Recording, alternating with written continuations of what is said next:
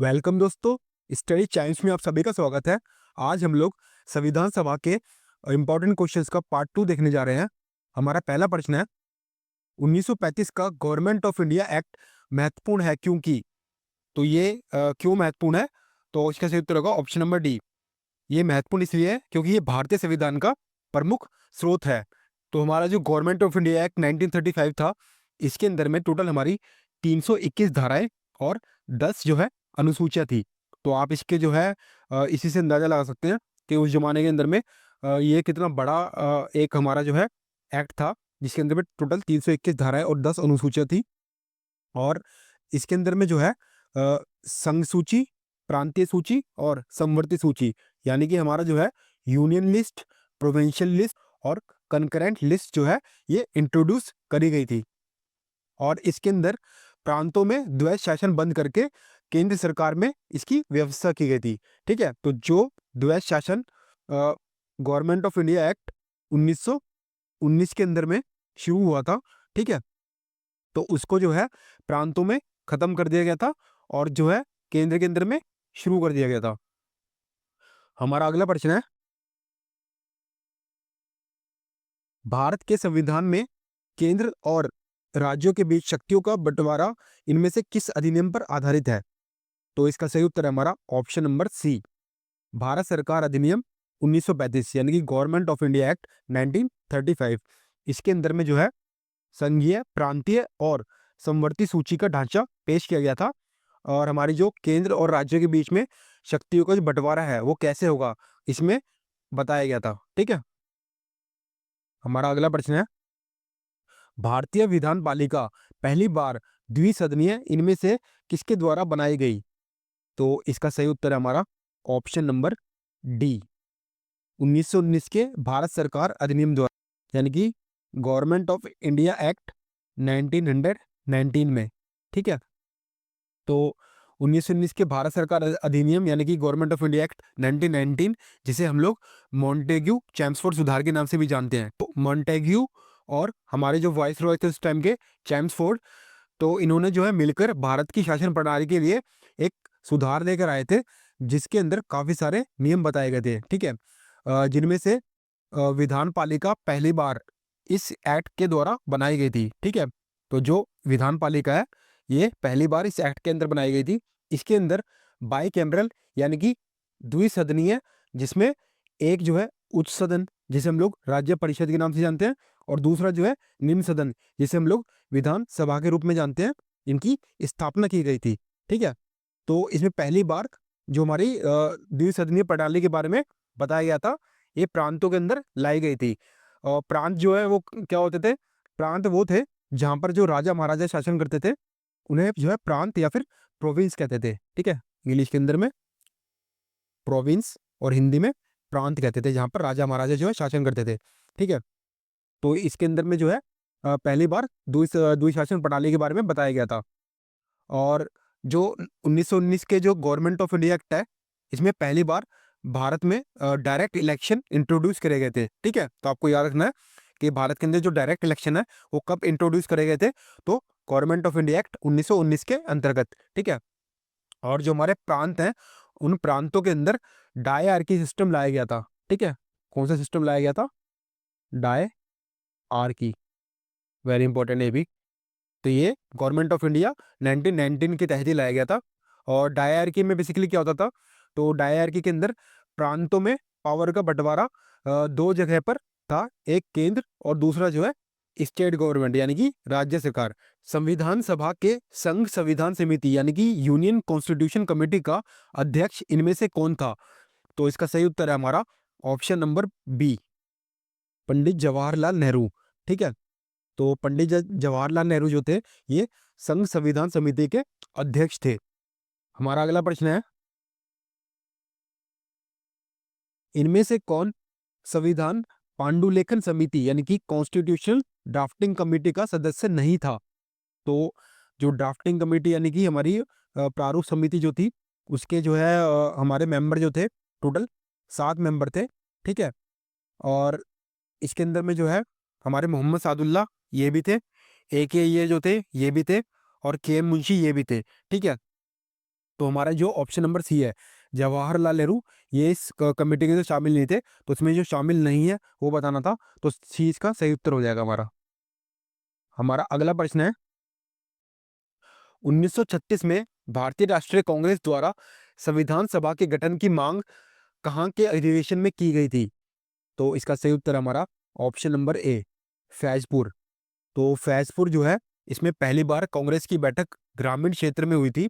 इसमें कृषि समुदाय के समक्ष आने वाले मुद्दों के समाधान के लिए चर्चा हुई थी, और भारतीय राष्ट्रीय कांग्रेस द्वारा संविधान सभा के गठन की जो मांग है वो भी इसी अधिवेशन में की गई थी। सो वेरी इंपॉर्टेंट है फैजपुर, आपको याद रखना है।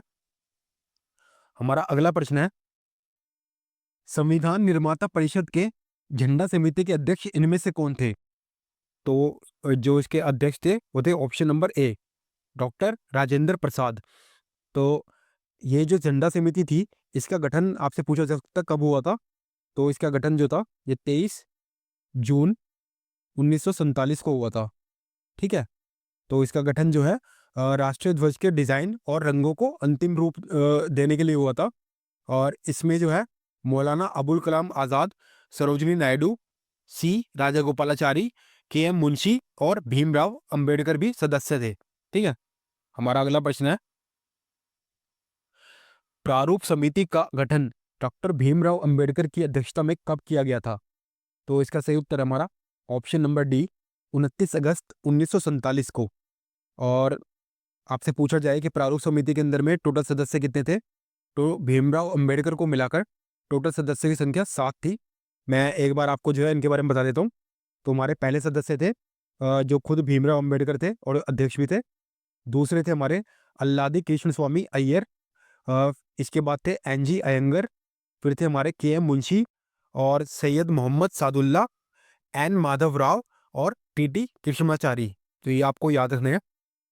हमारा अगला प्रश्न है, संविधान सभा कांग्रेस थी और कांग्रेस भारत था, यह किसने कहा था? तो इसका सही उत्तर हमारा ऑप्शन नंबर बी, जो ग्रैनविले ऑस्टिन, ये एक जो है अमेरिका के इतिहासकार थे। ठीक है, ये भारतीय संविधान पर अपने लेखन के लिए जाने जाते थे, और इन्हें जो है पद्मश्री से भी सम्मानित किया गया था।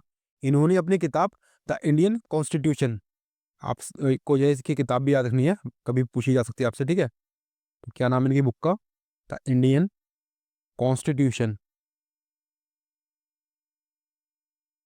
ठीक है, तो द इन्होंने जो अपनी किताब द इंडियन कॉन्स्टिट्यूशन में ये बोला था कि संविधान सभा जो है एक दलीय देश में एक दलीय निकाय थी। ठीक है, यानी कि one party body in A one party country. तो जो संविधान सभा थी यही कांग्रेस थी, और कांग्रेस जो है वो भारत था। हमारा अगला प्रश्न है, इनमें से किसके द्वारा भारतीय संविधान का प्रथम प्रारूप तैयार किया गया था? तो इसका सही उत्तर हमारा ऑप्शन नंबर ए, बी.एन. राव। ठीक है, बी.एन. राव ने जो है भारतीय संविधान का प्रथम प्रारूप तैयार किया था, जो कि संवैधानिक सलाहकार भी थे। हालांकि इसके बाद जो है भीमराव अंबेडकर की अध्यक्षता में प्रारूप समिति का गठन हो गया था, और जिसके बाद जो है प्रारूप समिति ने इस ड्राफ्ट पर काम किया और इसे अंतिम रूप दिया था। हमारा अगला प्रश्न है, संविधान सभा में बी.आर. अंबेडकर का निर्वाचन इनमें से किस स्थान से हुआ था? तो इसका सही उत्तर हमारा ऑप्शन नंबर ए, पश्चिम बंगाल। तो वेस्ट बंगाल से जो है संविधान सभा के लिए भीमराव अंबेडकर चुने गए थे। हमारा अगला प्रश्न है, भारतीय संविधान सभा के उद्घाटन अधिवेशन की अध्यक्षता इनमें से किसके द्वारा की गई थी? तो इसका सही उत्तर हमारा ऑप्शन नंबर सी, डॉक्टर सच्चिदानंद सिन्हा। इन्हें जो है संविधान सभा की पहली बैठक में जो है एक अस्थायी रूप में चुना गया था। ठीक है, तो ये कैसे अध्यक्ष बने थे? ये अस्थायी अध्यक्ष बने थे, और ये कब चुना गया था ना? 9 दिसंबर 1946 को। ठीक है, हालांकि बाद में डॉक्टर राजेंद्र प्रसाद को स्थायी रूप से अध्यक्ष चुन लिया गया था। हमारा अगला प्रश्न है, जन गण मन को भारत के राष्ट्रगान के रूप में किस वर्ष अपनाया गया था? तो इसका सही उत्तर हमारा 24 जनवरी 1950। ठीक है, तो ऑप्शन के हिसाब से बी हो जाएगा सही उत्तर इसका।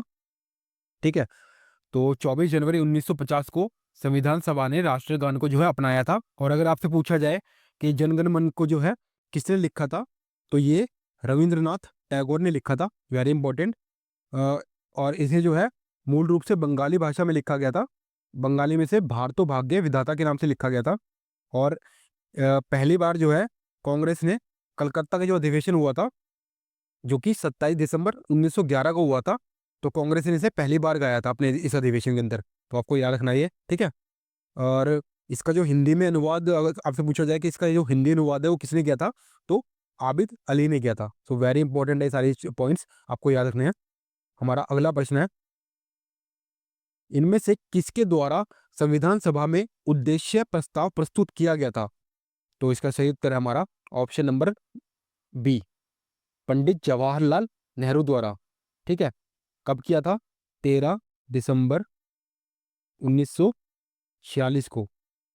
तो नेहरू जी ने 13 दिसंबर 1946 को उद्देश्य प्रस्ताव प्रस्तुत किया था और 22 जनवरी 1947 को इस प्रस्ताव को जो है संविधान सभा ने मंजूरी दे दी थी। ठीक, ये जो प्रस्ताव था ये संवैधानिक संरचना के मूल सिद्धांतों और दर्शन को निर्धारित करता है, जो बाद में भारत के संविधान की प्रस्तावना बना था। ठीक है, ये जो उद्देश्य प्रस्ताव था ये बाद में जो है भारत के संविधान की प्रस्तावना, यानी कि जो हमारा प्रीएम्बल है, ठीक है, प्रीएम्बल हमारी ये प्रस्तावना है, वो बाद में यही बना था। सो वेरी इंपॉर्टेंट क्वेश्चन है, ये आपको याद रखना है। हमारा अगला प्रश्न है, भारतीय संविधान सभा में कुल कितनी महिला सदस्य थी? तो इसका सही उत्तर है हमारा ऑप्शन नंबर डी, 15। तो इसके अंदर में जो है सरोजिनी नायडू, राजकुमारी अमृत कौर, सुचित्रा कृपलानी बेगम, एजाज रसूल और हंसा मेहता जैसी 15 प्रसिद्ध महिलाएं थीं। हमारा अगला प्रश्न है, भारतीय संविधान के निर्माण के लिए संविधान सभा के कितने अधिवेशन हुए थे? तो संविधान सभा का जो गठन हमारा हुआ था ये दिसंबर 1946 के अंदर हुआ था। ठीक है, और संविधान बनने में जो टाइम लगा था वो लगा था हमारा टोटल 2 साल, ठीक है, 11 महीने और 18 दिन। कितने दिन लगे थे? 18 दिन। तो 2 साल 11 महीने और 18 दिन टोटल समय लगा था संविधान के बनने में। और इस अवधि में जो है संविधान सभा के टोटल 11 सत्र हुए थे। टोटल सत्र इस अवधि के बीच में कितने हुए थे? 11। ठीक है, आपको याद रखना है। और इन सत्रों की जो टोटल ड्यूरेशन थी वो थी 165 दिन, जिसमें से जो 114 दिन थे हमारे ये संविधान के जो प्रारूप पर विचार विमर्श में चले गए थे।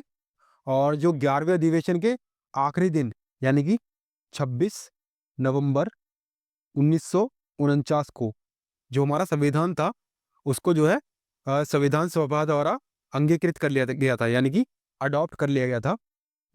तो इन 11 अधिवेशनों के अलावा जो हमारी संविधान सभा थी ये दोबारा 24 जनवरी 1950 को इकट्ठी हुई थी, जब सदस्यों द्वारा भारत के संविधान पर हस्ताक्षर हुए थे। तो ये कब इकट्ठी हुई थी?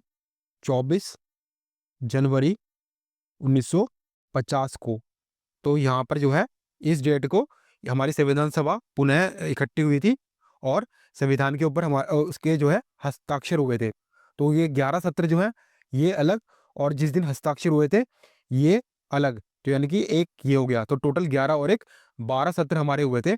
ऑप्शन नंबर ए सही उत्तर होगा इसका। ठीक है, हमारा अगला प्रश्न है, भारतीय संविधान में संविधान संशोधन का प्रावधान किस देश के संविधान से प्रेरित है? तो इसका सही उत्तर हमारा option number D, south Africa. तो जो संविधान में जो संशोधन हम कर सकते हैं ये प्रावधान कहाँ से लिया था? ये दक्षिण अफ्रीका से लिया था। और ये जो है आर्टिकल नंबर 368 के अंदर में इसके बारे में बताया गया है। ठीक है, हमारा जो भारत का आर्टिकल नंबर 368 है इसमें संविधान संशोधन के बारे में वर्णन है। तो आज हमने जो है संविधान सभा के इंपॉर्टेंट क्वेश्चंस का पार्ट 2 देखा। मैं आशा करता हूं कि आप सभी को ये काफ़ी अच्छा लगा होगा।